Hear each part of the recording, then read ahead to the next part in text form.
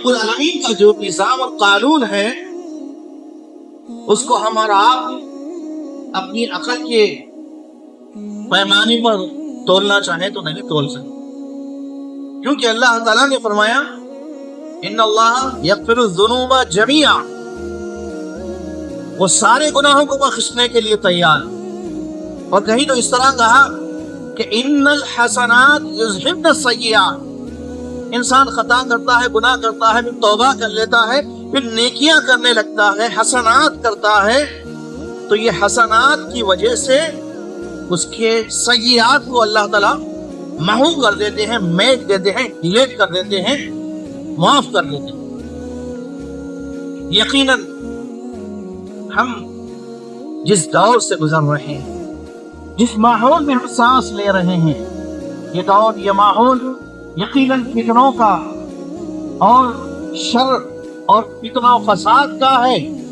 کوئی خطہ ایسا باقی نہیں ہے، نہ خشکی میں نہ تری میں، جہاں پر فتنہ اور فساد اور جرائم نہ ہو۔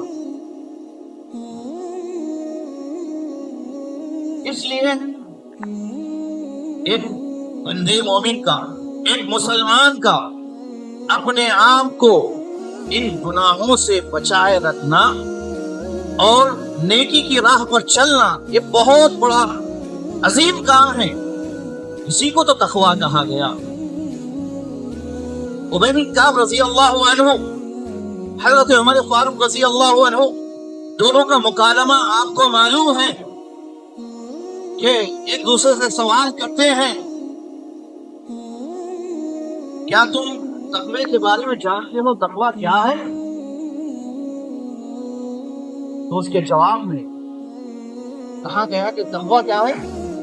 کیا تمہارا گزر کبھی ایسے راستے سے ہوا ہے جس راستے کے دائیں بائیں بالکل گھاٹی دار خار دار درخت ہیں اور راستہ تنگ ہے، تو ایسے راستے سے ہم کیسے گزرتے؟ جیسے نمازی بندہ ہے، ماشاءاللہ مسجد آتا ہے، بارش کا موسم ہے، راستے میں گندگی ہے، گندا پانی ہے، تو آپ بالکل بچتے بچاتے ہوئے آتے ہیں، کہیں ایسا نہ ہو کہ گندا پانی میرے کپڑوں کو خراب نہ کر۔ لیکن ایک بے نمازی ہے، بے دین ہے، اس کو کیا پرواہ ہے، وہ بالکل اسپیڈ کے ساتھ گاڑی بتاتا ہے۔ ایک مومن کی زندگی بہت حساس ہوتی ہے، وہ قدم قدم گھوم کر رکھتا ہے، اور اسی کا نام ہے تقویٰ۔ تقویٰ کوئی الگ سے ایسی چیز نہیں ہے کہ جس کو پہننے سے آدمی معلوم ہو کہ یہ متقی ہے، جس کے استعمال کرنے سے، جس کے کھانے سے معلوم ہو کہ یہ متقی پرہیزگار ہے، نہیں۔ تقوی کی جو باریکی قرآن و حدیث میں بتائی گئی ہے، تقوی کا جو شعور دیا گیا ہے، تقوی کا جو کانسیپٹ بتایا گیا، وہ یہی ہے، جیسا کہ زمان بن بشیر رضی اللہ عنہ کی ایک مشہور حدیث بخاری کی، اللہ کے رسول صلی اللہ علیہ وسلم فرماتے ہیں ان الحلال بین وان الحرام بین بینہما امور مشتبہات، حلال و حرام یہ دونوں بالکل کلیئر ہے، واضح ہے، ان دونوں کے بیچ میں کچھ ڈاؤٹ فل چیزیں، مشتبہ چیزیں ہیں۔ حرام تو نہیں ہے لیکن ڈاؤٹ فل ہو۔ ایک مومن بندہ ان تمام چیزوں سے بچتا ہے۔ اگر ذرا سا بھی وہ غلطی کر جاتا ہے تو جیسے کہ کہاوت ہے، ایک جھوٹ آدمی کو 100 جھوٹ بولنے لگاتی۔ آدمی بچنے کے لیے پہلے ایک جھوٹ بولتا ہے، پھر اس کو بچنے کے لیے دوسرا جھوٹ بولتا ہے۔ اسی طرح چھوٹا گناہ آدمی کو بڑے گناہ کی طرف راغب کرتا ہے۔ تو اس لیے ہر چھوٹے بڑے گناہ سے بچنا ہے۔ پہلے کبائر سے تو مکمل اجتناب کرنا ہے۔ نمبر 1، ان تجتنبوا کبائر ما تنہون عنہ نکفر عنکم سیئاتکم وندخلکم مدخلا کریما۔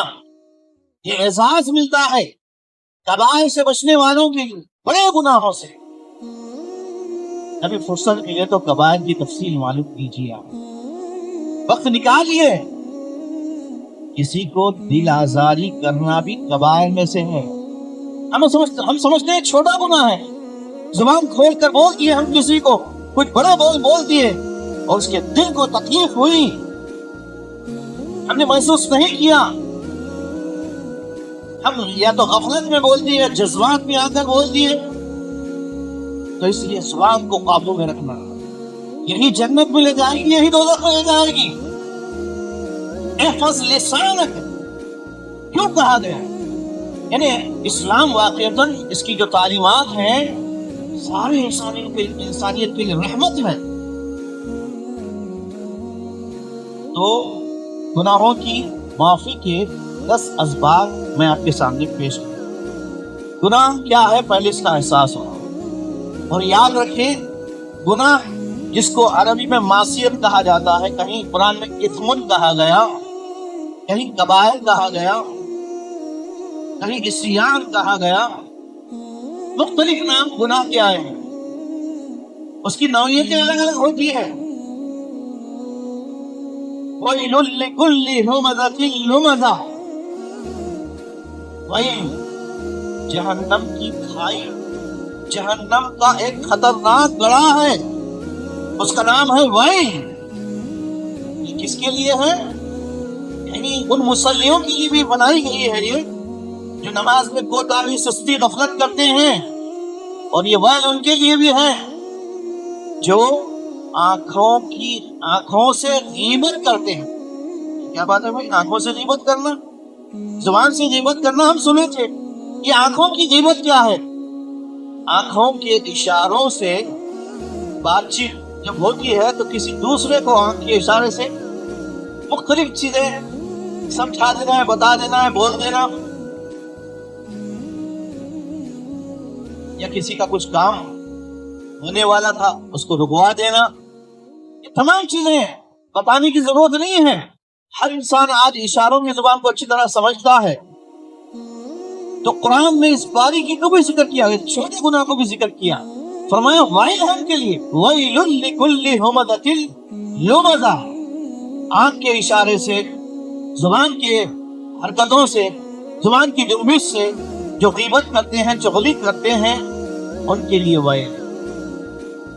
تو ایک بندے مومن کے اندر گناہ ہوتے ہیں، یہ نہیں کہ مومن بندہ ہے تو گناہ نہیں ہوتا۔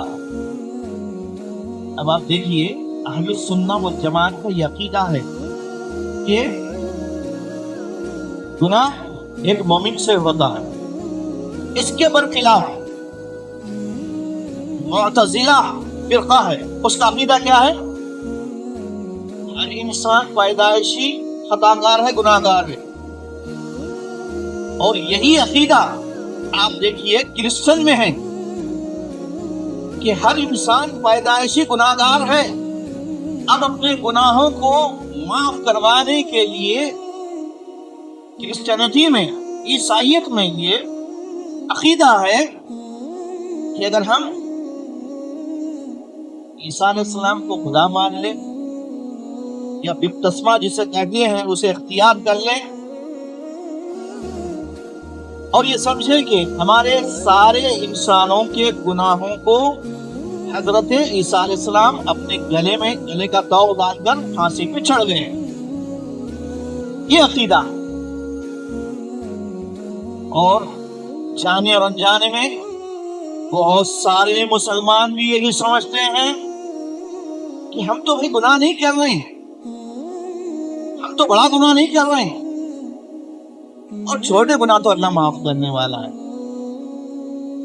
یہ تصور کرنا بھی خطاکار کی علامت ہے، گناہ گار کی علامت ہے۔ مومن ایک مسلمان ہر گناہ سے بچتا ہے، چھوٹے بڑے، زبان کی اذیتوں سے، گالی گلوچ سے، حرام مال کھانے سے، غلط راستے پر چلنے سے، تمام چیزوں سے ایک مومن اجتناب کرتا ہے۔ تو گناہ انسان کے اندر ہوتے رہتے ہیں۔ اب ان گناہوں کا احساس ہونا یہ سب سے بڑی بات ہے۔